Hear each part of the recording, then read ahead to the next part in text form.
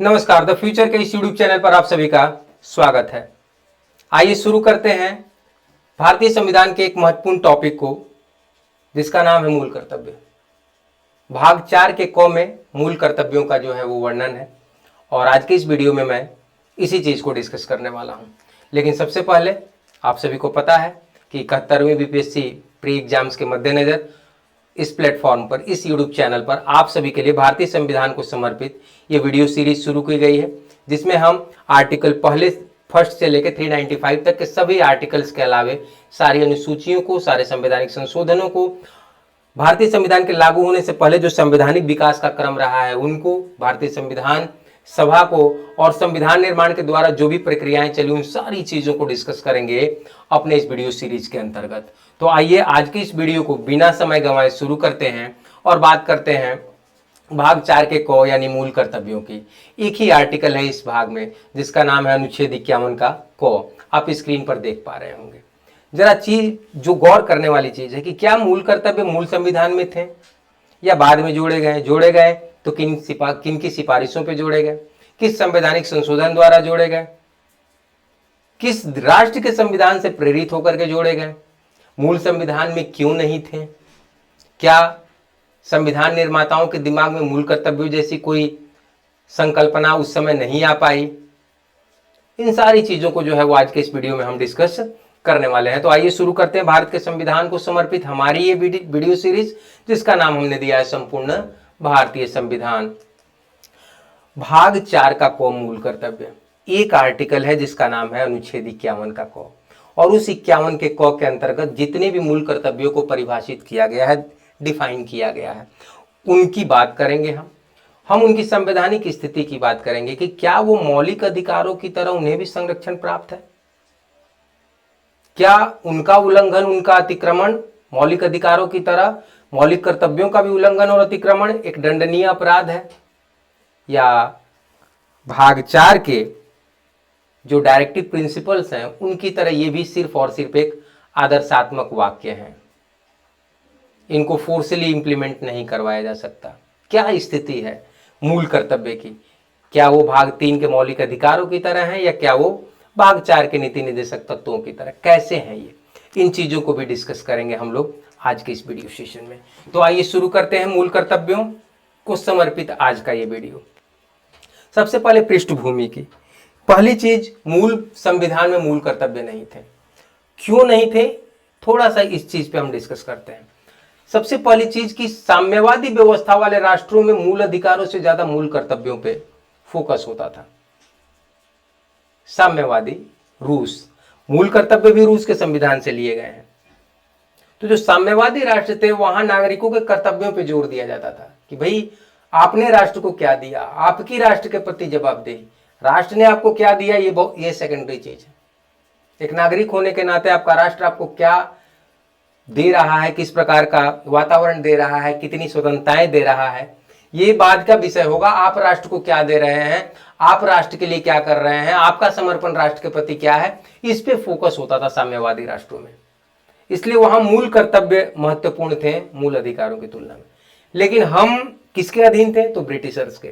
और ब्रिटिशर्स अपने नागरिकों के प्रति इतने उदारवादी रहे हैं कि दुनिया में पहली बार नागरिकों के अधिकारों पे जो दस्तावेज आया, जिसे मैग्ना कार्टा कहते हैं, 1215 में, वो ब्रिटिश में आया, वो इंग्लैंड में आया।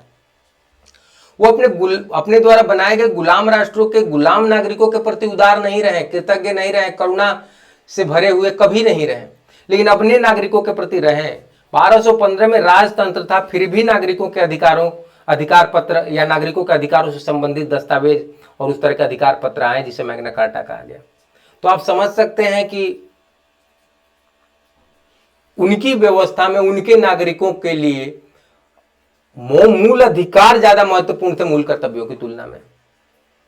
उसी प्रकार के जितने भी लोकतांत्रिक राष्ट्र हुए जहां साम्यवादी प्रभाव नहीं था, सबने मूल अधिकारों पे ज्यादा बल दिया मूल कर्तव्यों की तुलना में।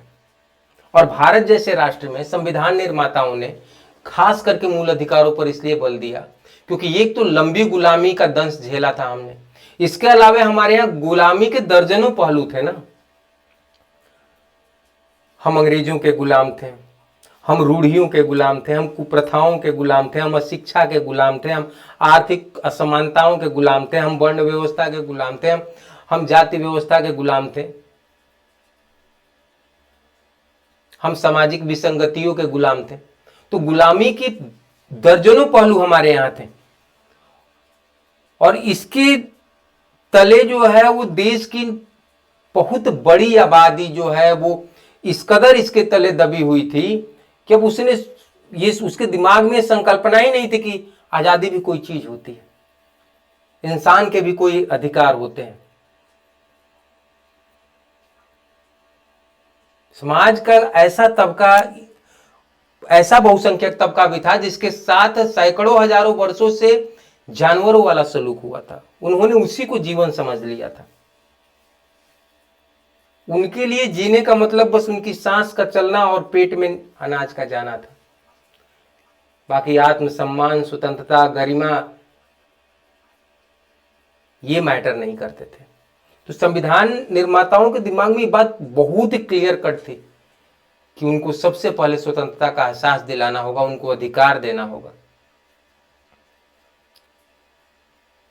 और कहीं ऐसा ना हो कि मूल कर्तव्यों की आड़ में मूल अधिकारों का अतिक्रमण हो जाए।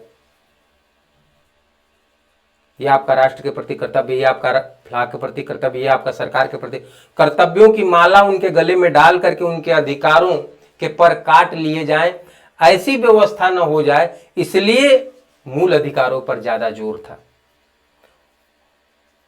और जब राष्ट्र के लोग उन अधिकारों का जब उपभोग करेंगे तब तो स्वतंत्रता का एहसास होगा। और निश्चित तौर पर जब ये सारी गुलामियों की जंजीरें टूटेंगी ना, ये अलग अलग पहलू वाली जंजीरें टूटेंगी, तो निश्चित तौर पर एक सभ्य नागरिक राष्ट्र के प्रति अपने कर्तव्यों का एहसास भी करेगा और निर्वहन भी करेगा। बात समझ में आ रही है? तो बहुत ही क्लियर कॉन्सेप्ट था। ये नहीं था कि वो भूल गए कर्तव्यों को शामिल करना, और ये भी नहीं है कि उनकी ये बड़ी भूल थी, ये कोई चूक नहीं थी। ये बहुत ही क्लियर था कि इस शोषित आबादी को पहले स्वतंत्रता का एहसास दिलाया जाए, और वो सिर्फ और सिर्फ मूल अधिकार तय कर सकते थे। ये अधिकार थे जो एक करोड़पति और एक रोडपति के बीच में असमानता को खत्म कर सकते थे। ये अधिकार थे कि तमाम विसंगतियों के बावजूद दो नागरिकों को एक कर सकते थे और दोनों के अधिकार एक जैसे हो, ये सुनिश्चित कर सकते थे। तो इसलिए मौलिक अधिकारों पर फोकस ज्यादा था। मौलिक कर्तव्यों को उस समय संविधान में शामिल नहीं किया गया। लेकिन एक समय आया 1976, संविधान का 42वां संशोधन, जिसे मिनी कॉन्स्टिट्यूशन, इतना बड़ा संशोधन जिससे मिनी कॉन्स्टिट्यूशन, एक मिनी संविधान की संज्ञा दी गई। उसी संशोधन के द्वारा जो है वो आर्टिकल 51 को जोड़ा गया, एक नया भाग बनाया गया, भाग 4 में भाग 4 को जोड़ा गया और आर्टिकल 51 में 51 को जोड़ करके मूल कर्तव्य जो है वो परिभाषित किए गए। उन मूल कर्तव्यों को देखेंगे और उनकी संवैधानिक स्थिति को भी देखेंगे इस वीडियो में। तो पहले मूल कर्तव्यों की बात करी। 51 को में भारत के प्रत्येक नागरिक का क्या होगा? यह कर्तव्य होगा कि वह संविधान का पालन करे, निश्चित तौर पर संविधान का पालन करे और उसके आदर्शों, संस्थाओं, राष्ट्रध्वज और राष्ट्रगान का आदर करे। आप देखेंगे ना, राष्ट्रगान का अनादर, राष्ट्रध्वज का अनादर अपने आप में अपराध की श्रेणी में आता है। संविधान का आदर करना होगा। तो निश्चित तौर पर यह तो होना ही चाहिए। तो इस चीज को किया गया। ये बहुत बहुत बड़ी बड़ी बातें नहीं की गई हैं, बहुत सामान्य बातों का जिक्र है और निश्चित तौर पर यह कर्तव्य आपके व्यवहार में जो है वो होने चाहिए और है भी। पहले कर्तव्य की बात करें तो निश्चित तौर पर राष्ट्रगान, राष्ट्रध्वज और भारत के संविधान और उन महानायकों के प्रति जो है हमारा सम्मान और हमारा समर्पण दोनों है। स्वतंत्रता के लिए हमारे राष्ट्रीय आंदोलन को प्रेरित करने वाले उच्च आदर्शों को हृदय में संजोए रखें और उनका पालन करें। चाहे वो महात्मा गांधी हो, चाहे वो भीमराव अंबेडकर हो, चाहे वो सरदार पटेल हो, चाहे जवाहरलाल नेहरू हो, चाहे सुभाष चंद्र बोस हो, जितने भी ऐसे राष्ट्र नायक हुए जिन्होंने राष्ट्र के लिए अपना सर्वस्व निछावर कर दिया, उन सबके लिए हम अंदर जो है वो सम्मान है, उन भावों को भी के प्रति भी हमारा सम्मान है। भारत की प्रभुता, एकता और अखंडता की रक्षा करें और उसे अक्षुण्ण रखें। निश्चित तौर पर भारत सुरक्षित रहेगा, भारत सशक्त रहेगा, तभी तो उसके नागरिक भी सशक्त होंगे और सुरक्षित होंगे। तो भारत की प्रभुता, एकता और अखंडता, इसके प्रति तो हर भारतीय जो है वो समर्पित है। आप देखेंगे संविधान की प्रस्तावना में भी इस बात का जिक्र किया गया है। देश की रक्षा करें और आह्वान किए जाने पर राष्ट्र की सेवा करें। निश्चित तौर पर जब ऐसी परिस्थितियां आएंगी कि राष्ट्र को राष्ट्र की नागरिकों की जरूरत होगी, राष्ट्र के नागरिकों की आइडेंटिटी इस राष्ट्र से है, और जब इस राष्ट्र पे खतरे के बादल मंडराएंगे तो राष्ट्र का हर एक नागरिक, सैनिक हो या असैनिक हो, अपने कर्तव्यों का निर्वहन करने के लिए तैयार होगा। भारत के सभी लोगों में समान भ्रातृत्व की भावना का निर्माण करें, जो धर्म, भाषा और प्रदेश या वर्ग पर आधारित सभी भेदभाव से परे। हमने जिक्र किया इसी वीडियो में कुछ समय पहले कि भारत में गुलामी के दर्जनों पहलू थे, उन बेड़ियों को भी काटना जरूरी है। सिर्फ हमें अंग्रेजों से ही आजादी की जरूरत नहीं थी, उन बेड़ियों को भी काटना जरूरी था जो दिखाई तो नहीं देती थी लेकिन गुलामी की जंजीरों में हम सभी को जकड़ के रखी थी। तो हर धर्म के प्रति आस्था, हर भाषा के प्रति आस्था, हर प्रदेश के प्रति आस्था, हर वर्ग के प्रति आस्था, प्रेम, भ्रातृत्व की भावना, इन सब चीजों का भी प्रकटीकरण हो। ऐसी प्रथाओं का परित्याग कर देना है जो स्त्रियों के सम्मान के विरुद्ध है। अब देखिए कितनी अच्छी बातें हैं।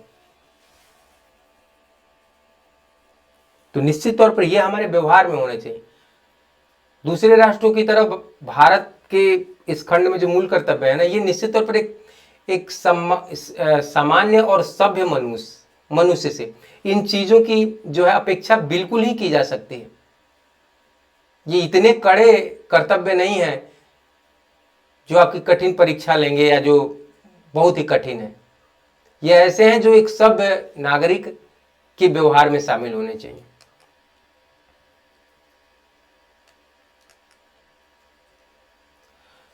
हमारी सामाजिक संस्कृति की गौरवशाली परंपरा का महत्व समझें और उसका परिरक्षण करें। निश्चित तौर पर अपने संस्कृति, अपने कल्चर पे हमें गर्व होना चाहिए और उनकी गौरवशाली परंपरा का इम्पोर्टेंस भी हमको समझ में आनी चाहिए। उन धरोहरों को जो है वो संरक्षित रखना चाहिए और उनका गुणगान करना चाहिए, उनका यशगान करना चाहिए, और कैसे हम अपनी अगली पीढ़ी तक उन गौरवशाली परंपराओं को, उन संस्कृतियों को आगे भेज सकते हैं, इस चीज़ का भी जो है वो हमें पालन करना चाहिए। प्राकृतिक पर्यावरण की, जिसके अंतर्गत वन, झील, नदी और वन्य जीव है, रक्षा करें और उसका संवर्धन करें तथा प्राणी मात्र के प्रति दया भाव रखें। अगर आप एक केस के बारे में जानते हो, MC मेहता बनाम भारत संघ, तो उसमें उच्चतम न्यायालय, सर्वोच्च न्यायालय ने यह कहा था कि विद्यालयों में पर्यावरण पे 1 घंटे की कक्षाएं हो, और आप पाएंगे कि प्राइमरी 1 to 5 के क्लासों में EVS नाम, इन्वायरमेंटल साइंस, और हिंदी में कहें तो पर्यावरण का एक बिल्कुल अलग सब्जेक्ट ही शामिल कर दिया गया। क्योंकि अगर पर्यावरण को हम संरक्षित और सुरक्षित नहीं रख पाएंगे तो फिर इस पृथ्वी का क्या होगा। पूरे यूनिवर्स में लगभग जो है वो दोहन हो रहा है। पूरे यूनिवर्स में हम अपने जो है वो यान भेज रहे हैं, लेकिन कहीं भी मानव के रहने वाली परिस्थितियां नहीं दिख रही हैं। तो इस धरती पर अगर मानवों के लिए वातावरण बना है तो उसके प्रति, उसके लिए कहीं ना कहीं हमारा ये पर्यावरण ही तो जिम्मेवार है। और अगर ये पर्यावरण संरक्षित नहीं रहा, सुरक्षित नहीं रहा, तो फिर मानव ही क्या, कोई भी जीव जंतु सुरक्षित नहीं रह पाएगा ना। तो अपने लिए इनको सुरक्षित और संरक्षित रखने की जरूरत है। और इसीलिए कहा कि प्राइमरी लेवल पे ही, स्कूलों में ही बच्चों को इसकी शिक्षा दी जाए, ताकि वो पर्यावरण के प्रति समर्पण भाव से अपने कर्तव्यों का निर्वहन कर सके। और 1 घंटा ही नहीं, एक विषय के रूप में जो है इसे शामिल किया गया। और प्राइमरी में आप देखेंगे EVS का एक पेपर होता है, पर्यावरण का एक पेपर होता है जो बच्चों को पढ़ाया जाता है। इसके अलावे आप अगर देखें तो इको क्लब की एक भावना भी जो है वो केंद्र सरकार के द्वारा शुरू की गई है स्कूलों में, ताकि हम पर्यावरण के प्रति अपने समर्पण, अपने प्यार, अपने प्रेम और अपनी जिम्मेवारियों का प्रदर्शन भी कर सकें और मतलब जो है वो इनका निर्वहन भी कर सकें। वैज्ञानिक दृष्टिकोण, मानववाद और ज्ञानार्जन तथा सुधार की भावना का विकास करें। निश्चित तौर पर कुप्रथाओं, कुरीतियों रूढ़ियों, इनसे भी मुक्ति पाने की जरूरत है, अंधविश्वासों, इनसे भी मुक्ति पाने की जरूरत है। और ये तभी होगा जब हम अपने अंदर एक वैज्ञानिक दृष्टिकोण डेवलप करें, मानववाद की बात करें, ताकि एक मानव दूसरे मानव का सम्मान करे, किसी भी तरह से जो है उसको दोयम दर्जे का नागरिक ना समझे। हम अध्ययन करें, हम ज्ञान पाएं और अपने अंदर सुधार की भावना विकसित करें। अगर हमारे अंदर कुरीतियां हैं, अगर हमारे अंदर कुछ कमियां हैं, तो उनमें भी रिफॉर्म लाएं, उनको भी हम बदलें। अपनी धारणाएं, अगर मान लीजिए महिलाओं के प्रति हमारी धारणाएं गलत हैं, तो उन धारणाओं में भी सुधार लाने की जरूरत है और उसके लिए अध्ययन करने की जरूरत है, वैज्ञानिक दृष्टिकोण पैदा करने की जरूरत है, मानव इंसान समझने की जरूरत है। जहां हम इंसान को इंसान न समझ करके बाकी सब कुछ समझ लेते हैं कि फला धर्म का है, फला जाति का है, समाज में निचले पायदान का है, गरीब है, पुअर है, तमाम तरह की जो है उसको इंसान बाद में समझते हैं, बाकी सब कुछ उसको पहले समझ जाते हैं। इन दृष्टिकोणों को बदलने की जरूरत है। तो निश्चित तौर पर मूल कर्तव्य हमारे व्यवहारों को इंगित करते हैं कि एक सभ्य नागरिक के रूप में आपके व्यवहार कैसे होने चाहिए, इसी का परिभाषा दिया गया मूल कर्तव्य में। और अपेक्षा की गई है कि आप इस तरह के व्यवहार कुशलता का परिचय देंगे। सार्वजनिक संपत्ति को सुरक्षित रखें और हिंसा से दूर रहें। बिल्कुल, वायलेंस किसी भी सभ्य समाज में एक्सेप्टेबल नहीं हो सकती। और अगर आप ट्रेन में चल रहे हैं और उनकी सीटों को फाड़ रहे हैं, उनके पंखों को तोड़ रहे हैं, तो आप अपना ही नुकसान कर रहे हैं, क्योंकि राष्ट्र आपका है। तो सार्वजनिक संपत्तियों को सुरक्षित रखना और हिंसा से दूर रहने की भी बात करता है। व्यक्तिगत और सामूहिक गतिविधियों के सभी क्षेत्रों में उत्कर्ष की ओर बढ़ाने का सत प्रयास करें, जिससे राष्ट्र निरंतर बढ़ते हुए प्रयत्न और उपलब्धि की नई ऊंचाइयों को छू ले। आपकी व्यक्तिगत या सामूहिक गतिविधि, इसमें इस तरह से आप योगदान करें कि आपके उस अंशदान और योगदान से राष्ट्र भी जो है वो आगे बढ़े। एक खिलाड़ी के रूप में आप ओलंपिक में मेडल जीतते हैं, अपने राष्ट्र का मस्तक ऊंचा करते हैं। एक वैज्ञानिक के रूप में आप जो है कुछ नया रिसर्च, नया खोज करते हैं, अपने राष्ट्र का मस्तक ऊंचा करते हैं। गीत, संगीत और कला के क्षेत्र में आप विश्व स्तर पर जो है वो राष्ट्र का प्रतिष्ठा और मान बढ़ाते हैं। ये सारा ही काम, ये गतिविधियां या तो आपकी इंडिविजुअल होती है और नहीं तो आप टीम वर्क में करते हो। लेकिन जैसे ही आप बेहतर करते हो, आपके साथ साथ आपके राष्ट्र का भी नाम उठता है ना। अगर आप किसी ओलंपिक के किसी व्यक्तिगत स्पर्धा में मेडल जीतते हैं, तो जो अंक तालिका है उसमें आपका राष्ट्र का रैंकिंग भी तो बेहतर होता है। तो आपकी इस तरह की गतिविधियां, इस तरह के काम, इस तरह के एफर्ट्स जो राष्ट्र को नई ऊंचाइयों तक पहुंचाए, उन कामों को करने का अपना 100% प्रयास करना चाहिए। और आखिरी, जिसे फिर से एक संवैधानिक संशोधन द्वारा जोड़ा गया, जब मूल कर्तव्य मूल संविधान में नहीं थे, जब 42वें संविधान संशोधन 1976 द्वारा इनको जोड़ा गया, तो उस समय 10 ही मूल कर्तव्यों की बात करी गई। 11वां मूल कर्तव्य जो है वो 86वें संविधान संशोधन 2002 के द्वारा जोड़ा गया, जिसमें कहा गया कि 6 वर्ष की आयु से 14 वर्ष की आयु के बालकों के माता पिता और प्रतिपाल्य के संरक्षकों का यह कर्तव्य होगा कि वो उन्हें शिक्षा का अवसर प्रदान करें। याद रखिए, 86वें संविधान संशोधन 2002 द्वारा आर्टिकल 21 का क जोड़ा गया। शिक्षा के अधिकार को मूल अधिकार बनाया गया। राष्ट्र को, यानी राज्य को या राष्ट्र को यह कहा गया कि यह आपका कर्तव्य है कि आप 6 से 14 वर्ष के बच्चों के लिए शिक्षा की व्यवस्था करें। यह उनका मौलिक अधिकार है। तो वहां तो राष्ट्र को निर्देशित किया गया कि भाई यह आपका कर्तव्य है, दिस इज योर रिस्पॉन्सिबिलिटी, कि आप बच्चों की शिक्षा की व्यवस्था करो। बट फिर माता पिता का क्या? तो माता पिता के लिए मूल कर्तव्यों में जिक्र कर दिया गया कि माता पिता का भी कर्तव्य है कि उन बच्चों को शिक्षा का अवसर प्रदान करें। ये नहीं कि आप उनको किसी मजदूरी में लगा दें, आप उनको किसी काम में लगा दें, आप खुद ही उनको मना करें विद्यालय नहीं जाने के लिए, जबकि राष्ट्र अपने अधिकारों का, मतलब अपने कर्तव्यों का निर्वहन कर रहा है। वो विद्यालय की व्यवस्था कर रहा है, उन बच्चों को फ्री शिक्षा सुनिश्चित हो सके इसकी व्यवस्था कर रहा है। बट माता ही पिता अगर बच्चे को स्कूल न जाने दें, पढ़ाई के अलावा दूसरे कामों में अगर बजा करके रखे, तो उस केस में फिर क्या? तो इसीलिए माता पिता और गार्जियन जो है उन बच्चों के, उनको भी जो है वो मतलब मूल कर्तव्यों के माध्यम से उनको निर्देशित किया गया कि आपका कर्तव्य है कि आप उनको विद्यालय भेजें और उनको शिक्षा का अवसर प्रदान करें। ठीक है, ये नहीं कह रहा है कि आप उनकी फीस वहन करें, लेकिन जो विद्यालय, चूंकि निःशुल्क शिक्षा की व्यवस्था तो राष्ट्र ने करी है ना, विद्यालय तक आप उनको पहुंचाएं, विद्यालय के समय में आप उनके लिए कोई जो है मतलब कि अन्य काम की बाध्यता न लाएं, तो ये कम से कम सुनिश्चित करना माता पिता और गार्जियन का कर्तव्य होगा। तो 86वें संविधान संशोधन 2002 द्वारा जब आर्टिकल 21 का क जोड़ा गया था, शिक्षा के अधिकार को मूल अधिकार बनाया गया था, उसी समय आर्टिकल 51 के क में 11वां जो है वो कर्तव्य जोड़ा गया, जो माता पिता और गार्जियन के लिए था कि उनका कर्तव्य होगा कि 6 से 14 वर्ष के बच्चों के लिए जो है वो ऐसी व्यवस्था निर्मित करें कि उनको शिक्षा मिल सके, उनकी शिक्षा में कोई बाधा न आए। तो ये 11 मूल कर्तव्य मूल संविधान में नहीं थे, 42वें संविधान संशोधन 1976 के द्वारा जोड़े गए। जब जोड़े गए तो उस समय 10 मूल कर्तव्य थे, 11वां मूल कर्तव्य 86वें संविधान संशोधन 2002 द्वारा जोड़ा गया। क्लियर होगा? आई होप चीजें क्लियर हो गई होंगी।